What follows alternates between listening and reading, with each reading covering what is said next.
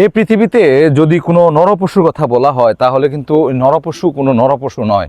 সবচেয়ে যদি কোনো হিংস্র প্রাণীর কথা বলি তাহলে হচ্ছে মানুষ জাতি। কারণ জানেন, এই মানুষ জাতি একমাত্রই তার প্রয়োজন ছাড়াও কিন্তু হিংস্রতা দেখায়। কারণ এই পৃথিবীতে যত পরিমাণ মানুষকে মেরেছে, পশু প্রাণীকে মেরেছে, আমার মনে হয় পৃথিবী সৃষ্টির পর থেকে কেউ এত প্রাণী মানুষ মারে নাই। কারণ অহেতুক প্রয়োজন ছাড়াও কিন্তু অনেককে মারতেছে, কেউ প্রয়োজন নিয়েও মারতেছে। তো এই পৃথিবীতেই একমাত্র হিংস্র প্রাণী থাকলে মানুষ আছে, যারা মানুষ ধ্বংস করে থাকে, মানুষ ক্ষতিগ্রস্ত করে থাকে। নাগাসা হিরোশিমা থেকে শুরু করে যদি আপনি প্রতিটা দিন আপনি হিসাব করেন, যতটা মানুষকে হত্যা করে অতটা পশু কিন্তু পশুকে হত্যা করে না। তো আমি বলবো যে মানুষ আসলে এই পৃথিবীতে দেখতে শুনতে মানুষের মতো হলেই কিন্তু মানুষকে বিশ্বাস করবেন না। মানুষকে বিশ্বাস থেকে দূরে থাকবেন, চেষ্টা করবেন মানুষকে কম বিশ্বাস করতে।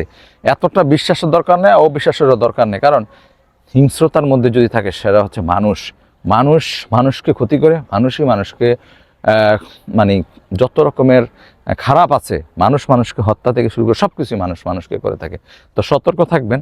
আমি না বলে পারলাম না, কোনো পশু আপনি হিসাব করে দেখবেন পৃথিবীতে এত পশু কিন্তু তার পশু প্রাণীকেও কিন্তু হত্যা করে না, যদিও সে পেটের দায়ে এবং খিদার জ্বালায় করে, কিন্তু মানুষের মতো অতটা নরপশু না। ভালো থাকবেন। আসসালামু আলাইকুম।